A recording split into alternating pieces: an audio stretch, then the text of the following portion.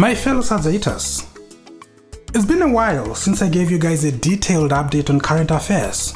Now, a lot has happened and I don't even know where to begin.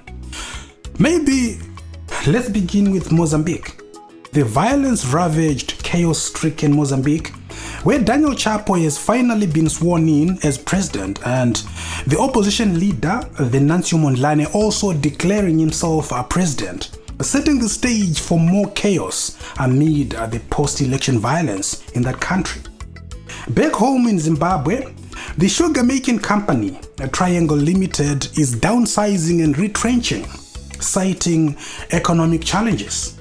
And speaking of challenges, Prophet Walter Magaya is challenging ZIFA. He has taken it to the High Court, challenging its decision to bar him from running for ZIFA president. It seems Papa really wants to run Zimbabwean soccer. He is convinced that he is the right man to fix our soccer and get rid of all our problems. And speaking of getting rid of problems, the same man, Prophet Magaya, recently announced the release of what he calls the prayer card. He claimed that this card can get rid of your problems. It can cure any disease and is even more powerful than the spirit of death. Yeah, I kid you not. We listen, but we don't judge. Now, I'm not sure whether this card is free of charge or not, but if this thing is for sale, you can be sure that it will sell out like hotcakes. And speaking of sellouts, Sengezo Chabangu led 34 CCC MPs to Mnangagwa's farm, where he, together with those CCC MPs, endorsed Mnangagwa's 2030 madness. Yeah. In case you didn't know, the CCC currently has about 88 MPs in parliament. And Sengezo led 34 MPs to Mnangagwa's farm, and a further 10 CCC MPs sent their apologies for not being able to attend that event on Mnangagwa's farm. That means Chabangu has about 44 MPs loyal to him. 44 CCC MPs who belong to his faction. The rest are either loyal to the Wash Mngube faction or the Jameson Timber faction.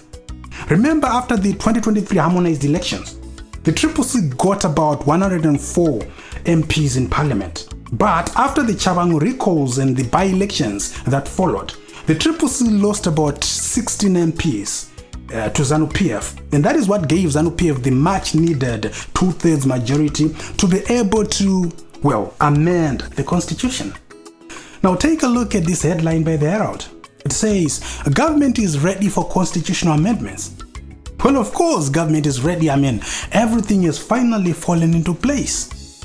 But the question is, what does Mnangagwa want with the opposition? What were those CCC MPs doing at Mnangagwa's farm? What is Mnangagwa planning with the CCC? He doesn't need the opposition. Mnangagwa has the 2/3 majority needed to amend the constitution. So what is he planning with the opposition? Does he need the opposition? The other question is, would Zimbabwe, a country that struggled to remove Mugabe for 37 years, allow Mnangagwa to extend his stay in office? Well, my fellow Sazaiters, slay queens and bingers, socialites, papalites, vasinamalites, varikudya rice, nevasinama rights. Welcome to the special report.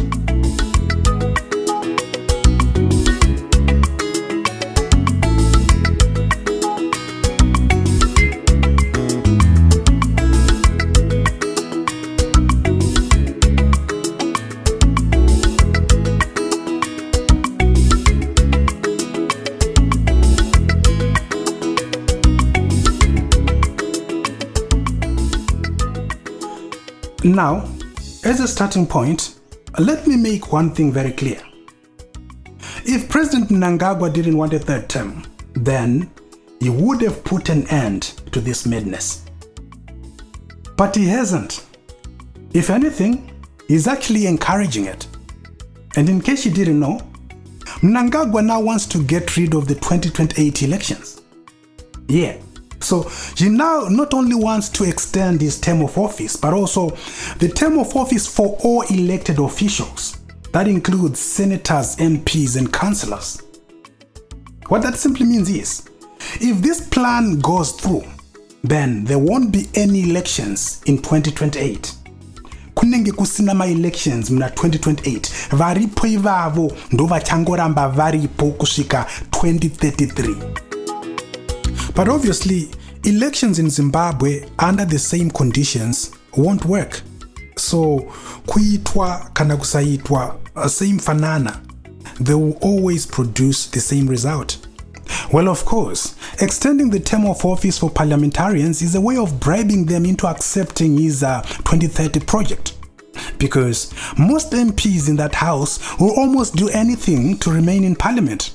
So imagine being told that after 2028, you can remain in parliament for 5 to possibly 10 more years without having to go through elections. ED is desperate for a buy-in from anyone and everyone that matters. He is trying to make it look like there is a general consensus that he should stay on. That is the reason why he invited opposition MPs to his farm and paraded them for all to see. Obviously, Chavangu and his MPs are happy to show support for the 2030 madness because they know that they are unelectable. I mean, who would vote for Chavangu? Seriously. He will take any deal that keeps him in parliament for the foreseeable future. After all, he wasn't voted for. He just imposed himself in parliament. Now, take a look at this motion that is being prepared by ZANU-PF for tabling in parliament.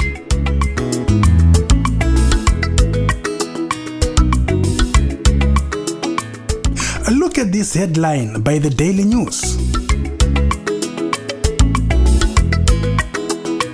Ladies and gentlemen, ED's grand plan is in motion. 2025 is the year. For the benefit of those who maybe don't understand what's happening, especially the legal stuff, let me try to simplify it in a language that anyone can understand.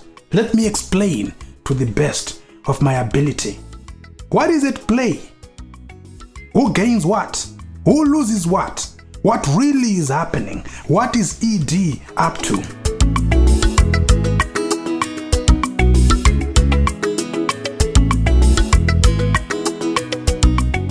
Robert Mugabe was in office for 30 years as president and 7 years as prime minister.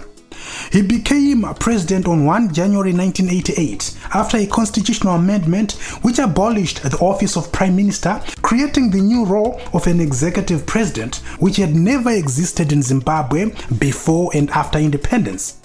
So, after he became president, Robert Mugabe was able to remain in office year in, year out for 30 years because the constitution we were using at the time did not have term limits, meaning you could run for president for as long as you wanted.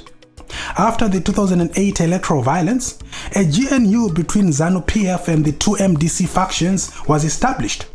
The purpose of this GNU was to create a conducive environment for the holding of future elections. A part of creating this conducive environment was the implementation of far-reaching reforms.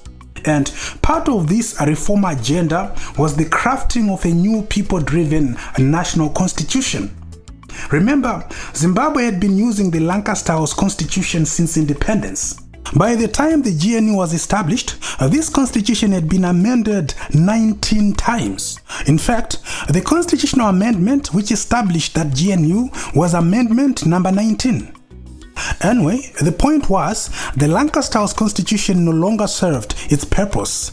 It was a compromise, a document with many flaws, chief amongst them, the absence of a presidential term limit, making it possible for Mugabe to become president for life. In 2013, that GNU delivered a new constitution for Zimbabwe. That is the constitution we currently use. This constitution rejected the idea of a life presidency.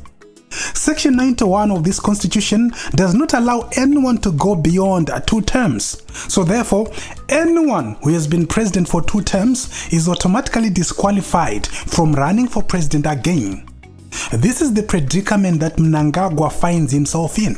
So what it simply means is, because in 2028, Mnangagwa will no longer be eligible to run for president, he must go into the constitution and amend that clause which disqualifies him from running again. What is that clause? It's Section 91, which says a president can only run for 2 terms. Not 3 terms, 2 terms. In 2028, Mnangagwa would have finished his 2 terms.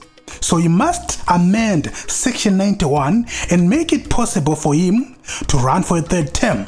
However, there is a catch, because that amendment of Section 91 must go through a referendum. What is a referendum? A referendum is a direct vote by citizens to decide on an important law, a constitution, or a hot political issue of national importance. Normally, a parliament reserves the right to not only make laws, but also to amend those laws without having to ask people to vote on whether or not those amendments are necessary. But there are certain types of amendments that Parliament can't do alone. Such amendments require your consent as a citizen. And this is one such amendment. Parliament can't extend a presidential term limit on its own. We must, as citizens, vote in what is called a referendum to either reject or accept the term limit extension. So there you have it. ED must amend Section 91 and get rid of the part which disqualifies him from running again. After that, he must take that amendment to the people via a referendum. But even if the people vote yes in that referendum, that is still not enough, because Section 328 says that if you extend the term of office, that extension does not benefit a sitting president. It only benefits a future presidents. So that means you will now need another amendment to Section 328 to make it possible for the current president to benefit from that term limit extension. And then after amending Section 328, you now need to put it to another referendum and hope that people will vote yes. All this was done to make it completely unappealing for sitting presidents to tamper with Section 91. Yet, here we are. That tells you how determined ED is. I have demonstrated many times that it would be a complete disaster if we allowed Mnangagwa to go through with his plan. 3rd terms are a curse to African constitutions. In most cases, a successful 3rd term bid ends up being a life presidency. Sam Nujoma of Namibia is the only African president who retired after tampering with the presidential term limit. He amended the constitution to allow himself to run for a 3rd term and then stepped down at the end of his 3rd term in 2005 and was succeeded by Hifikepunye Pohamba. I could have added Dos Santos of Angola, but his first term lasted for more than a decade because he kept postponing presidential elections due to the civil war that was happening in that country. In the end, he ruled for 37 years, just like Mugabe. So really, Namibia is the only rare case in Africa where a president amended the constitution to run for a 3rd term and then stepped down at the end of that 3rd term. The rest of the cases, a 3rd term always creates a life presidency, and that is what makes Mnangagwa's plan dangerous. You, my fellow South Eaters, are being fooled. You are being taken for a ride. They are telling you that it's about 2030 when in fact it's about a life presidency, a dynasty. You see, with the exception of Abdoulaye Wade of Senegal, who changed the constitution in 2012 to allow himself to run for a 3rd term only to lose the election, everyone else who violated term limits in sub-Saharan Africa either died in office, was overthrown, or is still in power today. 3 of the 4 presidents who died in office, Omar Bongo of Gabon, Eyadema of Togo, and Idriss Déby of Chad, were replaced by their sons. And as you know, in Gabon, Omar Bongo's son, Ali Bongo, was removed by a coup d'etat. I'm just trying to show you why third terms are a curse, why they are dangerous. Let's go to Cameroon. You see, Cameroon's 1996 constitution had a 2-term limit, but in 2008, Paul Biya removed the term limit to allow himself to stay in power indefinitely. He is still the president of Cameroon today. He is 91 years old and still clinging on to power. So it's very clear, tampering with term limits doesn't always end well. In fact, in most cases, it ends in tears. Very, very clear. If we allow ED to get a third term, then rest assured, he will either die in office or will be removed by a coup d'etat, just like his late boss. When a president changes the constitution, amends the constitution to run for a third term, chances are he has no intention of leaving power at all. After all, what is it that ED has done as president which warrants a third term? In December, I said that no president should be too good to the point that we end up having to amend our constitution to keep that president in power. I said that constitutions are there to protect us from ourselves. We know not what we shall become in future. Even if ED was a saint, he still wouldn't be worth amending a constitution for. Even if ED was a performing president, he still wouldn't be worthy mutilating our constitution for. If you amend the constitution simply because you have a good president who you want to remain in office, what happens when that good president dies and is replaced by a bad president? See, you have trapped yourself, because now you won't be able to remove this bad president because you mutilated your constitution. The constitution is the one that tells the president to go after every 2 terms, but you blindly, stupidly and foolishly took away that power from your constitution. And now that you don't have a legal instrument that can stop a bad president, you will now need a coup d'etat or a revolution in order to stop a bad president, simply because you took away that power from your constitution. Zimbabwe is just about to make that mistake. President Emmerson Mnangagwa is 82 right now. In 2028, he's going to be 85. In 2030, he will be 87. By the end of 2033, he will be 90. Imagine having a life president who is that old. Besides, where is the motivation coming from? In the 2018 harmonized elections, ED got 50.3%. In 2023, he got just over 52%. What that simply means is that in both elections, disputed as they are, almost half of the voters did not believe that ED should be president of Zimbabwe. Almost 50%. That's huge. What that basically means is that ED is not popular. So where does he get the energy to want to stay on?